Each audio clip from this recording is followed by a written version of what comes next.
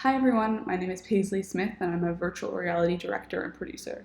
I've been working on a project called Taro's World with the National Film Board of Canada Interactive for the last about a year and a half.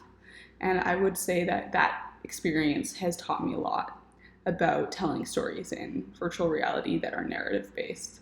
Before that, I was working with Emblematic Group and Nani de la Peña in Los Angeles, and we were doing primarily journalism pieces in virtual reality. Changing from journalism to narrative documentary has been a real big lesson on how to tell stories in VR. That is because with journalism, you have a set story and you are using real facts and real locations to tell that story.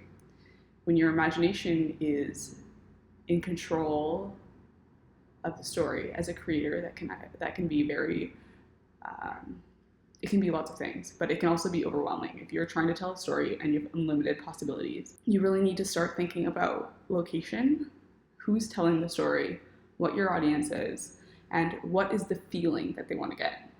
Virtual reality is extremely special to me because it's one of the only mediums I've found that can truly change your user's feeling about something.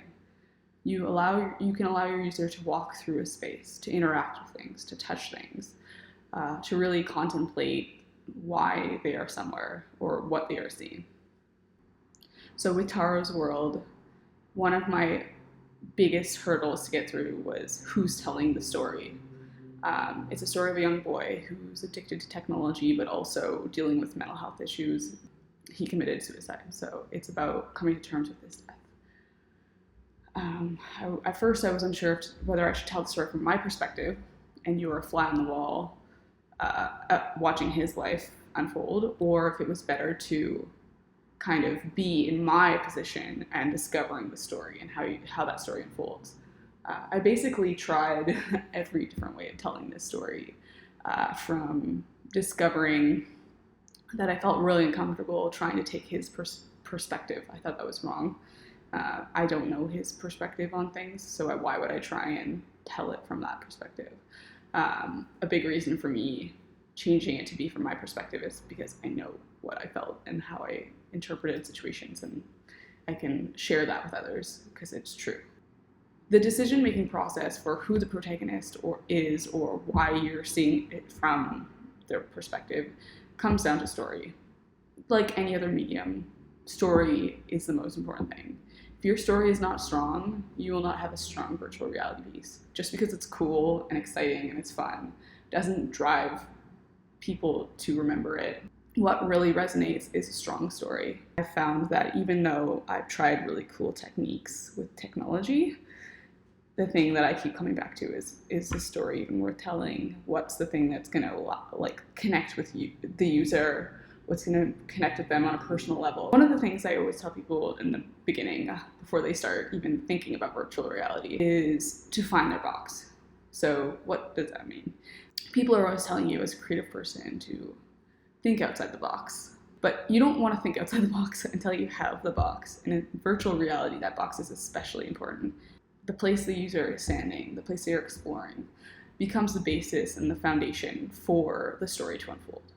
And that gives you a structure and a way of interpreting a space that then allows the story to unfold. So that box, aka your geography, defines the first steps of your story.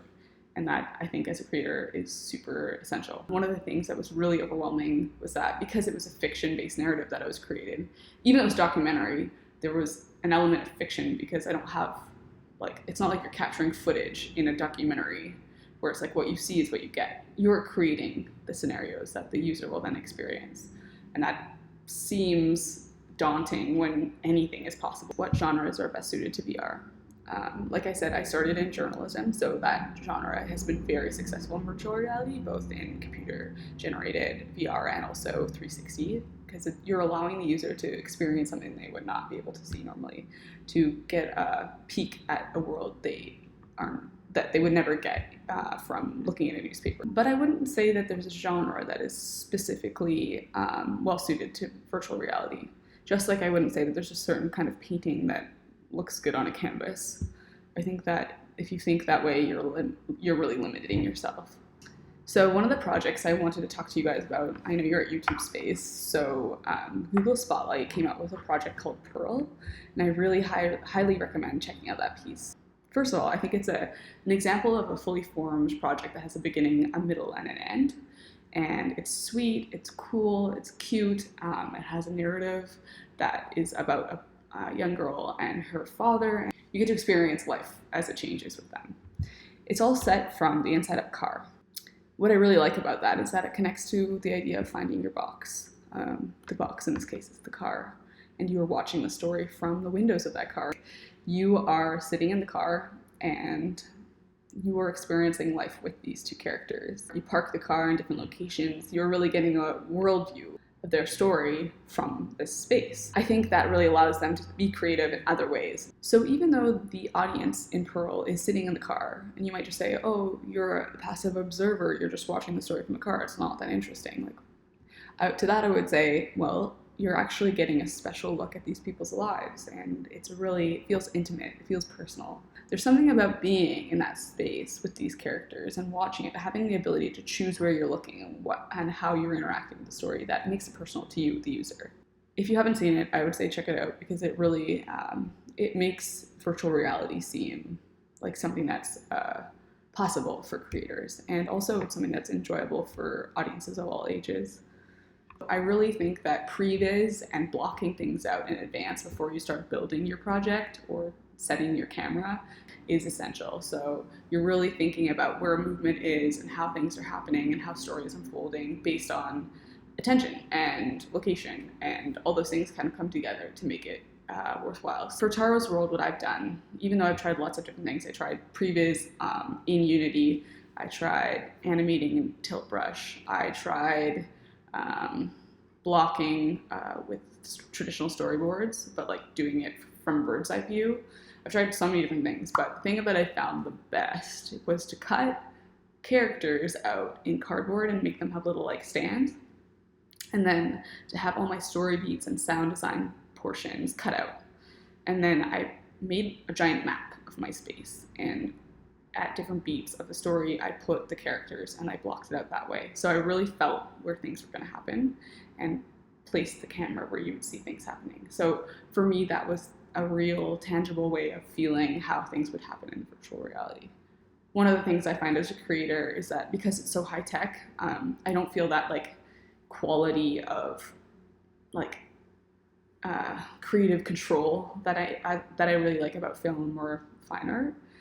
So making something lo-fi before I go into something more technical makes me feel like I'm really a part of it's a hands-on experience, and it's very satisfying.